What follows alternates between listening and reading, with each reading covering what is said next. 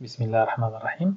Donc, dans cet enregistrement, je vais présenter la correction de l'exercice de l'information génétique de la session rattrapage 2012, option SVT. Donc, dans cet exercice, on va traiter dans la première partie les étapes de la mitose et dans la deuxième partie, on va traiter l'expression de l'information génétique et plus précisément la relation gène-protéine-caractère. Donc pour l'énoncer, on a pour étudier quelques aspects en rapport avec la transmission de l'information génétique d'une cellule à l'autre et la manière de son expression. On propose les données suivantes. من أجل دراسة بعض مظاهر انتقال الخبر الوراثي من خلية إلى أخرى وكيفية التعبير عن هذا الخبر الوراثي نعتبر المعطيات التالية.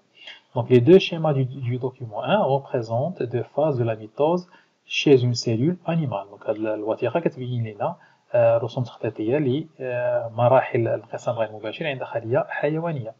Donc premièrement, déterminer les phases représentées par les figures A et B, justifiez votre réponse. إذا نطلب تحديد المراحل الممثلة في الوثيقة. Donc pour la figure A, donc bien sûr c'est la métaphase.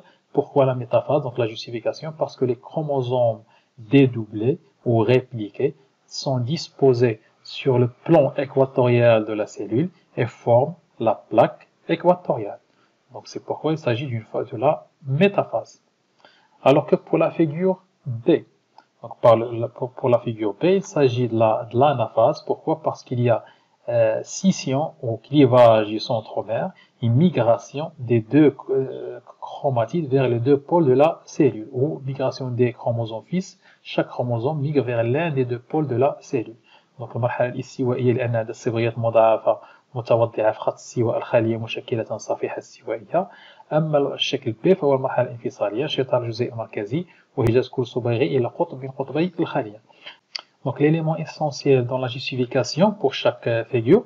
Donc pour la figure 1, il faut mentionner la disposition des chromosomes sur la plaque équatoriale. Et pour la figure B, pour l'anaphase, il faut mentionner la scission ou la division ou le clivage du centromère et la migration des deux chromatides vers l'un des deux pôles de la cellule. Donc في التعليل خص ضروري اللي عناصر اللي مهمة في التعليل. في المرحلة الاستوائية كنعتمدوا بالخصوص على توضع الصبغيات في خط استواء الخلية مشكلة صفيحة استوائية. دونك هذا التوضع هو الأساسي في التعليل. وبالنسبة للمرحلة الانفصالية اللي كنعتمدوا بالخصوص هو على جوج عناصر أساسيين. خاص نتكلموا على انشطار الجزيء المركزي وعلى هجرة كل صبغي إلى قطب من قطبي الخلية. الآن بالنسبة للسؤال الثاني. Réaliser un schéma expliquant l'étape représentée dans le schéma B. Utiliser 2n égale à 4. Donc on va schématiser l'anaphase d'une cellule animale ayant une formule chromosomique 2n égale à 4. Donc غنمثلو مرحلة انفصالية الخلية حيوانية عندها صيغة صبغية 2n égale à 4. Donc les points auxquels il faut faire attention. Premièrement, la nature de la cellule qu'on doit schématiser. Donc il s'agit d'une cellule animale. Donc puisqu'il s'agit d'une cellule animale, on ne va pas représenter la paroi squelettique. Deuxièmement, puisqu'il s'agit d'une cellule animale, donc la cellule animale est caractérisée par des astères. À partir de ces astères se forme le fuseau achromatique. Donc مادام عندنا خلية العناصر خصنا ننتبهوا ليها. أولا عندنا خلية حيوانية إذا ما غنمثلوش الجدار الهيكلي غنمثلو مباشرة غشاء سيتوبلازمي. ومادام خلية حيوانية غيكون عندها النجيمتين les astères. À partir de ces astères se forme le fuseau achromatique. Le fuseau achromatique est formé de deux types de fibres. هاد مغزى الانقسام المغزى اللوني كيتكون من جوج انواع ديال الالياف. Le premier type de fibre est les fibres chromosomiques. Les fibres chromosomiques donc prennent naissance à partir de l'astère et se terminent au niveau du centromère. هاد الالياف الصبغيه ملي كتنطلق من النجيمه فين كتنتهي على مستوى الجزيء المركزي. يعني انها ما غاديش توصل ما غنديرش الرسم ديال هذا الليف الصبغي نربط به القطبين ديال الخليه ما غنربطش به النجيمتين كينتهي في هذه النقطه هذه اللي منها في هذه النقطه هذه غيكون عندنا لو سنترومير. Donc c'est la contraction de ces fibres chromosomiques qui est responsable de la migration des chromatides vers les deux pôles de la cellule. Donc الالياف الصبغيه التقصير ديالها هو اللي مسؤول على هجرة هاد الصبغيات إلى قطبي الخلية. إذن الخطأ اللي ما توقعوش فيه في هاد الآلياف الصبغية ما ترسموهاش كتمر من الجزيء المركزي وكتزيد تمر إلى الجزيء المركزي الآخر، لا، كتبدا من الجيمة وكتنتهي في الجزيء المركزي. Le deuxième type de fibres qui constituent le fuseau achromatique sont les fibres polaires qui lient les deux pôles de la cellule. Donc ce sont des fibres polaires qui maintiennent le squelette de la cellule. Donc elles conservent cet aspect tridimensionnel de la cellule. Donc الألياف القطبية كتحافظ على الشكل ديال الخلية وكتحافظ على الشكل ثلاثي الأبعاد ديال الخلية. Donc عندنا des fibres polaires. Donc une fibre polaire, une fibre chromosomique et l'ensemble constitue un fuseau achromatique. Bien sûr, la stère et un chromosome fils.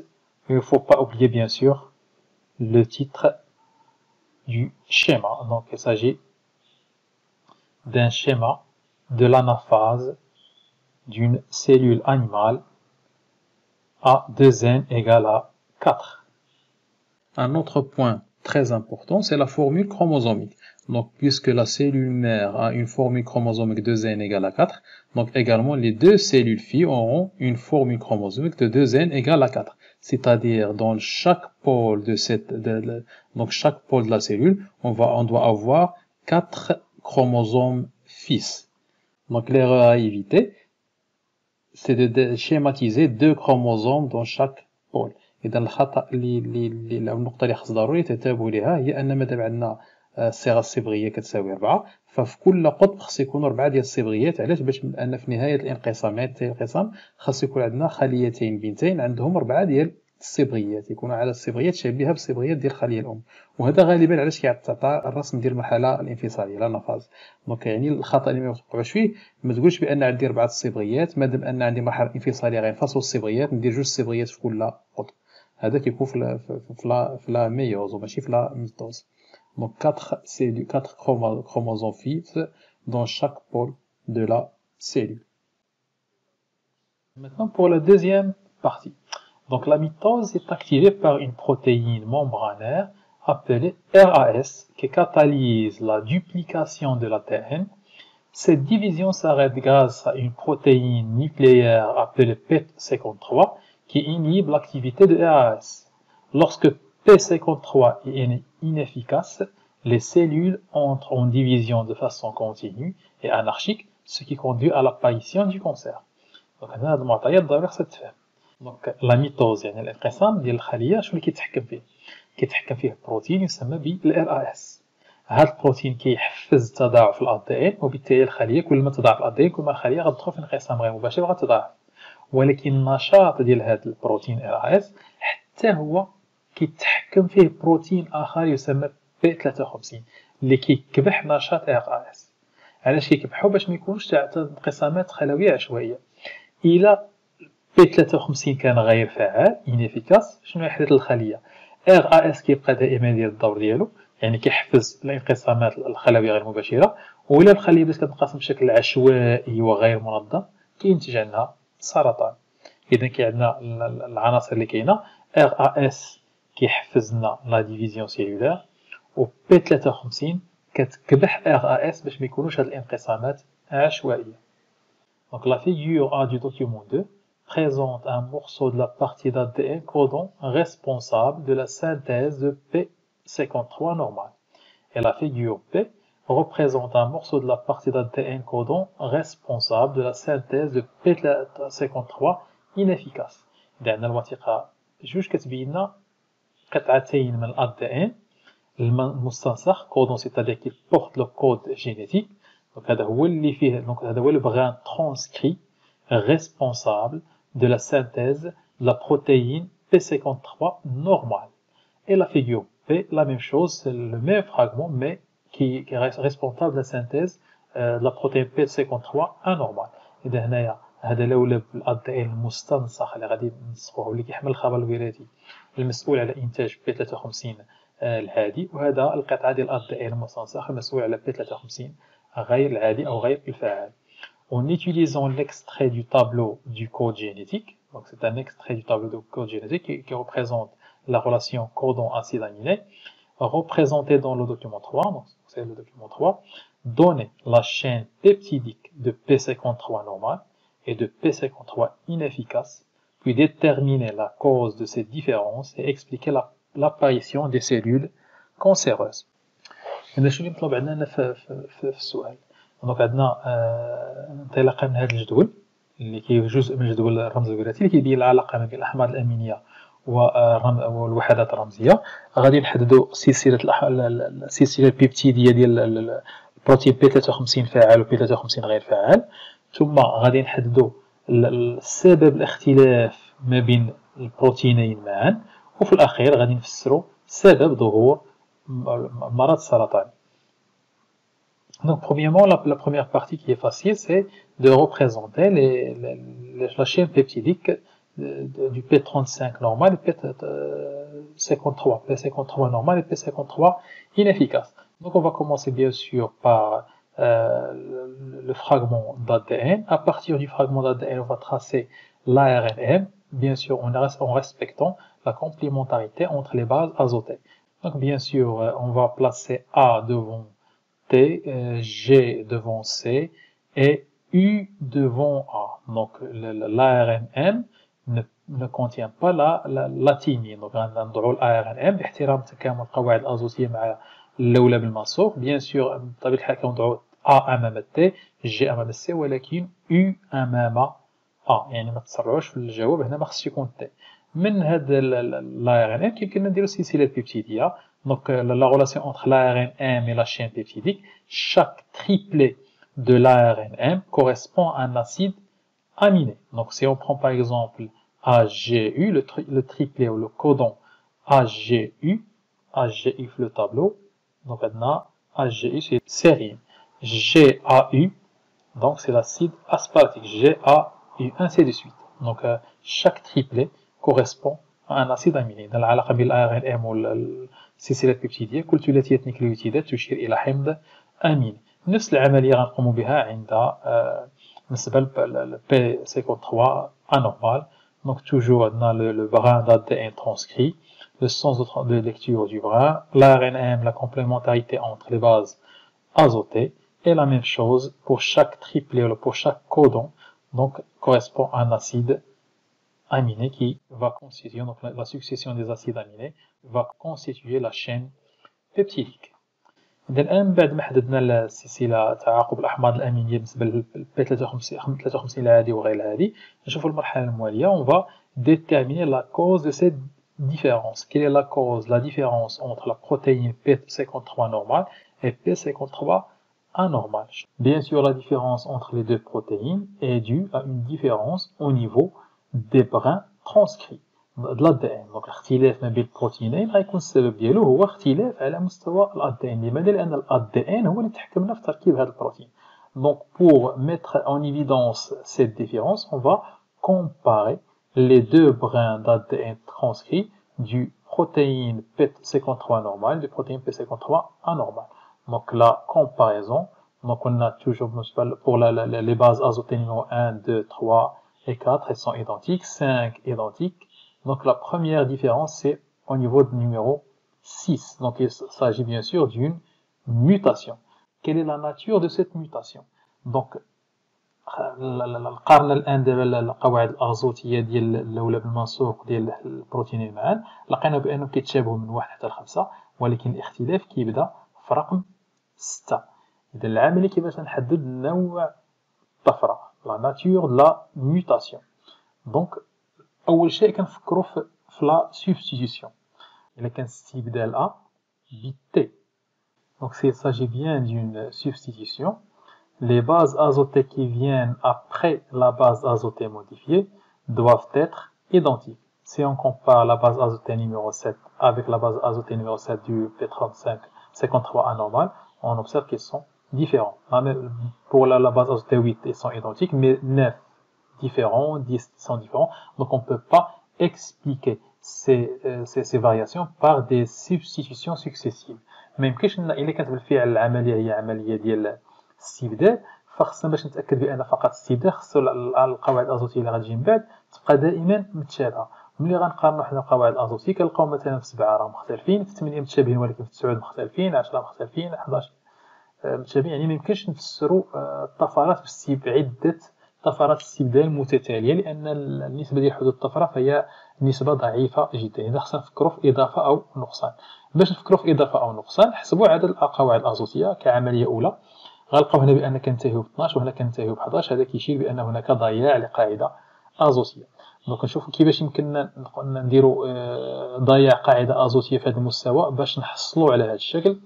دونك هنا عندنا هنا ما كتواجدش اذا اول فكره غنطيح بها هي انني غادي نقول بان هناك ضياع لقاعده الازوتيه دونك il y a une mutation par délétion de la base azotée numéro 6 adénine A. Donc pour s'assurer bien sûr toujours qu'il s'agit bien d'une délétion, donc il faut comparer les bases azotées qui viennent après la base perdue. Donc on a T avec T, C, C, C, C, ainsi de suite, donc ils sont identiques. Donc il s'agit bien d'une mutation par délétion. Donc عندنا طفرة ضياع. باش نتأكد من أنها في طفرة ضياع إلا لاحظنا بأننا قمنا بحذف هذه القاعدة الأزوتية. علاش بالضبط فكرت في حذف هذه القاعدة الأزوتية؟ حيت ما كنوجدهاش هنايا، ما كايناش في السلسلة النيكليتية ديال البي 53 غير العادي. إلا حذفتها باش نتأكد غنقارن ما تبقى. عندنا تي مع تي، سي مع سي، ثم سي سي، جي جي، ثم تي كيتشابهوا، وبالتالي فالفعل العملي فهي عملية ضياع. Donc la mutation par délétion va entraîner une modification au niveau des acides aminés. Donc ضياع القاعدة غيؤدي إلى تغير في تسلسل الأحماض الأمينية. Et la variation des acides aminés correspond à une variation de la protéine, c'est-à-dire la variation de la protéine P53. ضياع دونك التغير في الأحماض الأمينية هذا هو اللي كيفسر لنا إلى على مستوى البروتين P53. Donc une mutation par délétion du nucléotide A كنحددو الرقم ديالو numéro 6. Donc كنحددو le type ديال la base azotée et le numéro de la base azotée a entraîné la variation des acides aminés et la formation d'une protéine P53 inefficace. Donc c'est ça la cause de cette différence. Maintenant, on va expliquer l'apparition des cellules cancéreuses. Donc pour expliquer l'apparition des cellules cancéreuses, on va se baser sur le rôle de la protéine P53. Donc si la protéine P53 est inefficace, elle ne va pas inhiber la protéine RAS et par conséquent, les cellules vont se diviser anarchiquement et aléatoirement, ce qui entraîne l'apparition des cellules cancéreuses.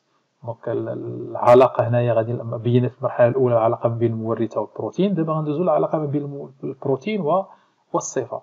إلا كان البروتين بي 53 غير فعال، هذا البروتين ما غاديش يكبح لينا البروتين RAS اللي مسؤول على تقاسم انقسامات الخلية، وبالتالي شنو غادي يحدث؟ غادي الخلايا غتبقى تنقسم بشكل عشوائي، والانقسامات العشوائية ديال الخلية غتؤدي إلى ظهور خلايا سرطانية. إذا هذا هو اللي كيفسر لنا ظهور الخلايا السرطانية. إذا هذا النوع ديال السؤال l'explication de l'apparition des cellules cancéreuses هو راه نفسه اللي كيتطرح بصيغة أخرى déterminer la relation ولا mettre en évidence la relation gène protéine caractère. دائما في هذه الحالة كنبداو بلا mutation، كنحددو لو type de mutation، la base azotée modifiée, le numéro soit de la base azotée soit du triplet ou du triplet d'ADN. يعني في بعض الأحيان كيعطيكم الرقم ديال ثلاثية النيكليوتيدات ماشي ديال القواعد الأزوتية، في هذه الحالة عطاو الرقم ديال القواعد الأزوتية. Après la mutation, changement au niveau des acides aminés. Si les changements d'un seul acide aminé, on peut mentionner le nom de l'acide aminé modifié. إلا كان تغيير غير في الحمض الأميني واحد كنا نشيرو ليه. إلا كان مجموعة من الأحماض الأمينية كنشيرو فقط بأن هناك تغير في الأحماض الأمينية. Et bien sûr après les acides aminés, donc on parle de la formation d'une protéine anormale. Donc هذه علاقة gène protéine. Après la relation gène-protéine, on passe à la relation protéine-caractère. Bien sûr, le changement de la protéine va entraîner le changement du caractère, mais il faut expliquer cette relation selon les données de l'exercice. يعني غنبينوا ان تغير البروتين يؤدي الى تغير الصفه، ولكن دائما خصني نشرح هذا التغير بالاعتماد على معطيات التمرين. Donc ici par exemple, donc la protéine P53 inefficace ne va pas inhiber ou ne va pas arrêter l'activité de la protéine RAS. Ainsi, donc, par conséquent, bien sûr, les divisions de la cellule seront aléatoires, ce qui entraîne l'apparition de la cellule cancéreuse. Et c'est ça la relation protéine-caractère. Donc on peut schématiser ces relations. Donc on a la relation gène-protéine-caractère. Une mutation par substitution, addition ou délétion va entraîner un changement d'un acide aminé ou apparition d'un codon stop et par conséquent arrêt de la synthèse de la protéine. Donc bien sûr, comme résultat, il y a la formation d'une protéine inefficace qui représente la relation gène-protéine. La deuxième relation entre protéine et caractère, le changement d'un acide aminé va entraîner la formation d'une protéine inefficace et bien sûr le changement d'un caractère, ce qui représente la relation protéine-caractère. Pour montrer ou pour mettre en évidence la relation gène-caractère, on va passer du gène vers la protéine et de la protéine vers le caractère. هذا فيما يخص هذا التمرين. شكرا على انتباهكم والى تسجيل مقبل ان شاء الله.